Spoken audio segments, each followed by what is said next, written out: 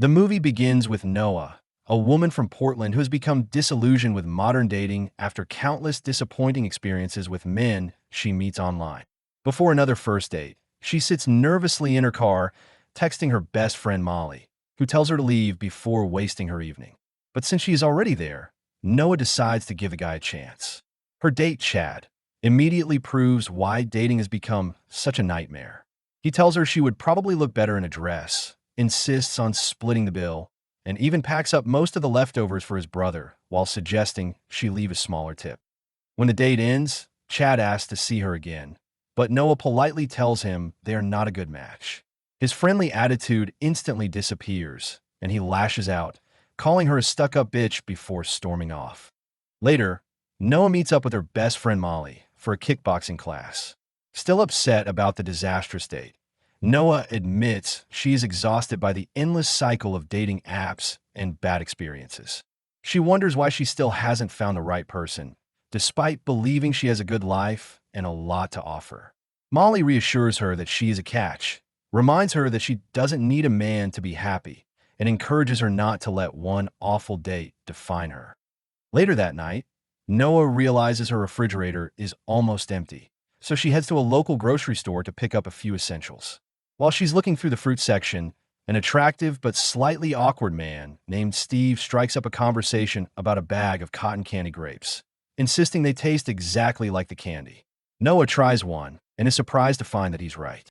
Before leaving, Steve asks for Noah's number. As they say goodbye, he tells her he'll probably not text her, but admits he'll really want to. The next day, Noah tells Molly about the handsome stranger she met in the supermarket, thrilled that she met someone in real life instead of through another dating app. Molly is happy for her, but remains cautious, teasing that Steve is probably married. Later, as Noah walks home, Steve finally texts her, asking her out for drinks. Noah agrees, and the two arrange their first date. That night, Noah and Steve instantly hit off. As they share drinks, Steve pays for everything and asks about her life. Noah tells him she works as a freelance graphic designer and admits she isn't close with her family, explaining that her father died when she was young and that she has become estranged from her mother. Steve reveals that he is a reconstructive surgeon and says his father lives in Texas and his mom passed away.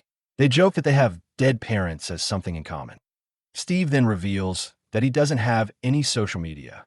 Noah is surprised and asks how she's supposed to stalk him now, and he replies that she could do it the old-fashioned way, by stalking him in person or sending him a letter. Then Steve asks her to tell him something she wouldn't want him to know about her. Noah admits that she hates dating and says people who believe in true love are stupid. The two continue talking, laughing, and flirting throughout the night, and when the date ends, Steve kisses Noah. Completely swept off her feet, she invites him back to her apartment, where the two spend the night together. The next day, Noah is on cloud nine and tells Molly she's done overthinking everything. She's just going to enjoy whatever happens with Steve. But when she mentions that he doesn't have any social media, Molly thinks it's a red flag and tells her to be careful. Noah laughs it off, convinced she's finally found one of the good ones. After seeing each other a few more times, Steve invites Noah on a surprise weekend trip. Even though Molly points out that she barely knows the guy and has no idea where he's taking her, Noah agrees to go anyway.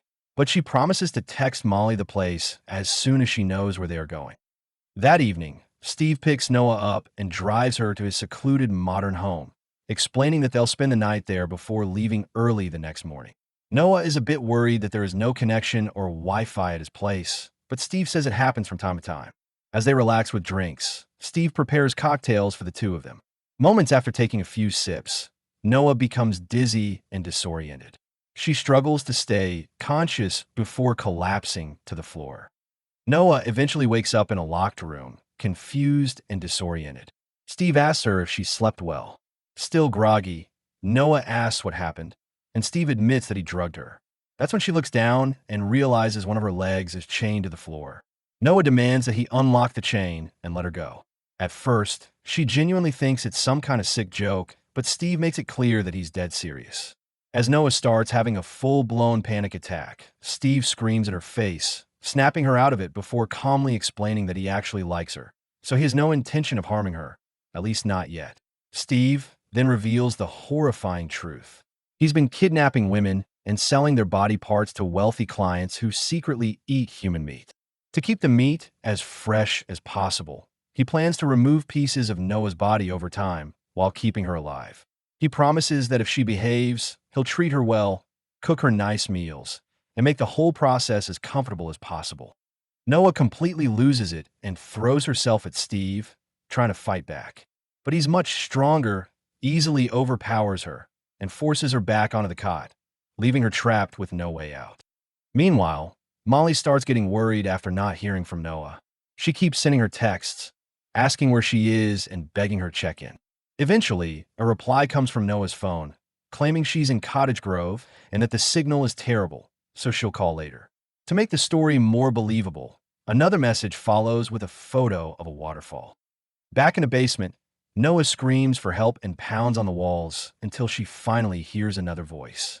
She begs the woman to help her escape, but the woman explains that she's trapped there too.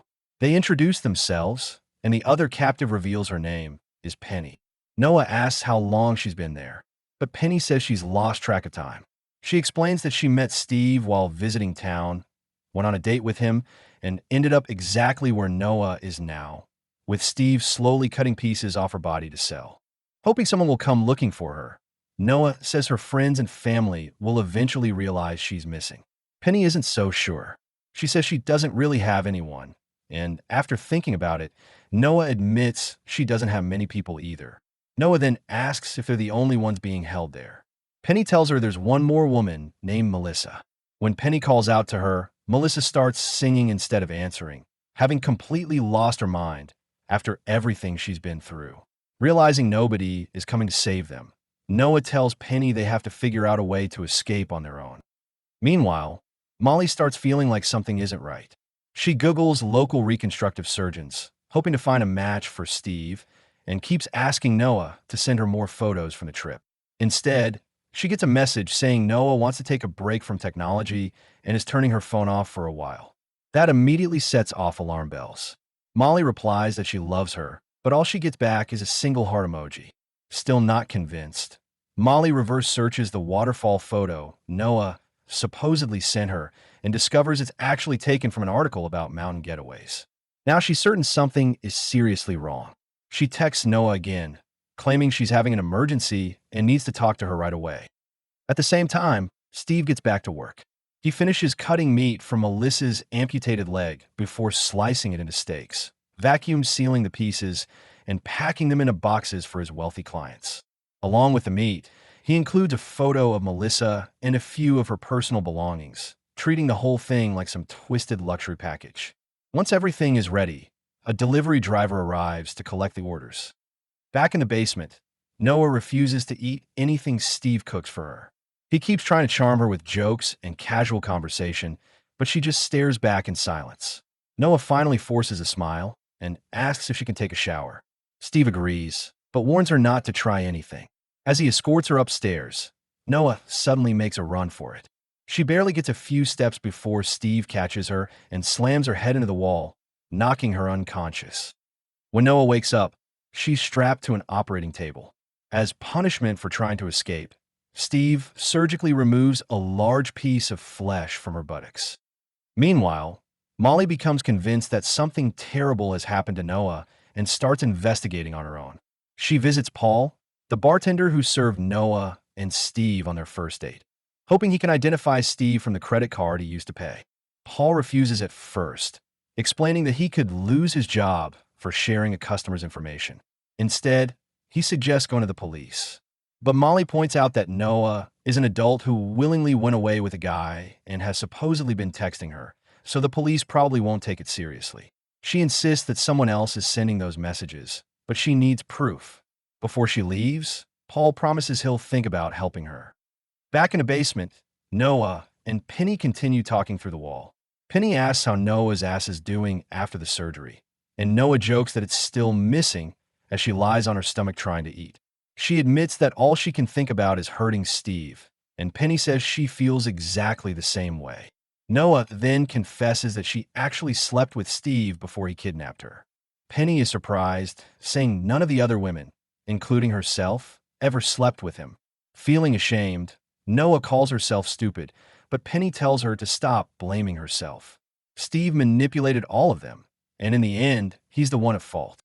Eventually, Paul decides to help Molly after all and send her the name on Steve's credit card, Brendan Kemp.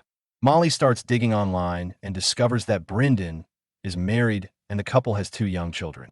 Looking through the wife's Facebook page, she spots a family photo with Steve and notices it was taken in front of a house with a sold sign. After tracking down the old real estate listing, she finds the address of their family home and decides to go there herself. Back in the basement, Noah hears Penny being dragged upstairs for another operation. Penny screams as Steve takes her away, leaving Noah terrified that she'll never hear from her again. Later, Steve visits Noah as if nothing happened, casually talking about his day. She ignores him at first, but eventually asks why he slept with her before kidnapping her. Steve admits that he made a mistake because he genuinely liked her. Later, while flipping through one of the magazines Steve gave her, Noah discovers a handwritten note hidden inside. It was left by one of Steve's previous victims and tells her that if she's reading magazines, it means Steve likes her. The note urges her to stay strong and use that to her advantage. Noah immediately calls out to Penny through the wall. At first, there's only silence, but after a while, Penny finally responds. She sounds completely defeated after her latest surgery, admitting she doesn't even know who she is anymore. The only thing keeping her going is the hope that one day Steve and every one of his twisted customers die horrible deaths. As the days pass, Noah slowly regains her strength and starts walking again. During another visit, she decides to play along with Steve's twisted games and asks what human meat actually tastes like. Excited by the question, Steve says that when it's prepared properly, it can be exquisite. Noah doesn't give him the reaction he was expecting and shrugs it off, leaving Steve oddly disappointed that she isn't more curious. Determined to find Noah, Molly decides to visit Steve's wife herself. Before leaving, she shares her live location with Paul just in case something goes wrong. She also sends Noah one last text, saying she has discovered Steve's true identity and that he has a wife and children. When Molly arrives at the house, she tells Steve's wife that she believes Steve has been having an affair with her friend. Although she seems skeptical, she invites Molly inside to hear the full story. Moments later, Steve walks to the front door. Molly confronts him about Noah, but Steve insists he has no idea who she's talking about. Realizing she isn't getting anywhere, Molly pretends to leave. But before walking out, she calls Noah's phone. A ringtone comes from Steve's pocket, exposing him instantly. Steve tells her she never should have done that. Before Molly has a chance to react, Steve's wife knocks her unconscious from behind. Later, as the wife gets ready to shower, it's revealed that she has a prosthetic leg. During another visit, Steve asks Noah why she was suddenly so interested in what human meat tastes like. She tells him she was just curious, but he doesn't seem convinced. After a moment, he decides there's only one way to satisfy her curiosity and tells her they're having dinner together that night. That evening, Steve serves Noah an expensive gourmet meal made from human meat, proudly claiming the dish is worth around $30,000. Noah asks when he first tasted it. Steve explains that he was only 19 when he discovered his appetite for human flesh. Since he couldn't share his obsession with anyone, he eventually found a secret community of like-minded people and built a reputation for himself among them. When Noah asks how many people are involved, Steve says they're the 1% of the 1%, an exclusive group made up of the world's wealthiest elites. Noah forces herself to act impressed. She compliments the meal, thanks Steve for cooking for her, and even pretends to enjoy eating it. But as soon as he's taken her back to her room, she rushes to throw up. Then screams echo through the house as another woman is dragged away. Noah tells Penny through the wall that the screams didn't sound like Melissa, meaning Steve must have brought in another victim. At the same time, Steve has taken Molly to his secluded house, where he prepares to operate on her. Later, Steve returns to Noah's room with a pink dress and tells her they're having dinner together. After she changes, he comes back to escort her upstairs.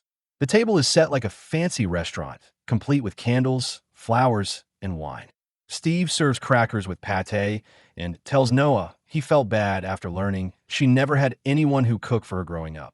As she takes a bite, Noah asks whose meat she's eating. Steve tells her it's Melissa. Noah then asks if Melissa also got a candle at dinner. Instead of answering, Steve takes her into his office, where he shows her a shrine filled with the personal belongings of every woman he's killed. He explains that his clients don't just buy the meat. They also receive photos and other personal items because it makes them feel more connected to the women. Looking through the collection, Noah finally sees photos of Melissa and Penny, the women she's only spoken to through the walls. Steve tells Noah that Melissa never got a candle at dinner. She also spots Molly's phone among the belongings and asks where her own things are. Steve tells her he kept them for himself. Back at the dinner table, Steve serves the main course, and Noah keeps playing along. She laughs at his jokes, flirts with him, and acts like she's genuinely enjoying his company. But in the middle of dinner, Noah suddenly breaks down in tears. She tells Steve she feels terrible because she doesn't feel terrible about what they're doing anymore. Steve comforts her, saying it's okay and that he knew she was different from the moment they met. He leans in and kisses her. As the music starts playing, Noah and Steve dance and end up in his bedroom. While Steve is completely distracted, Noah bites off his private parts. As he collapses, screaming in agony, she grabs his keys and phone before locking him inside the bedroom. Noah races downstairs and unlocks Molly's cuffs, finally reuniting with her best friend. The two then rush to Penny's room. Missing an arm and a leg, Penny can't walk on her own, so Noah and Molly help her out of the basement. Meanwhile, Steve manages to break free and comes after them. Using the dumbwaiter, the three women haul Penny upstairs before making a run for the kitchen. Steve catches up to them, and a brutal fight breaks out. Molly smashes him over the head with a meat tenderizer, only for Steve to hit her with a heavy bolt. He then pins Noah to the floor and starts choking her, but Penny stabs him with a knife. Steve lunges at them again until Molly lands a powerful kick that finally sends him crashing to the ground. With Steve momentarily down, the three women escape into the woods. As they run, Noah apologizes to Molly for dragging her into this nightmare. But before they can get far, Steve grabs a handgun and starts chasing after them through the forest. Out in the woods, Steve catches up to Noah, Molly, and Penny, but the three women fight back with everything they have. During the struggle, Noah manages to grab Steve's gun and shoots him dead. Meanwhile, Paul realizes something is seriously wrong after Molly suddenly stops responding. Using the location she shared with him earlier, he drives to Steve's secluded house. But when he hears gunshots coming for the property, panic takes over, and he loses his nerve, turning around and driving away.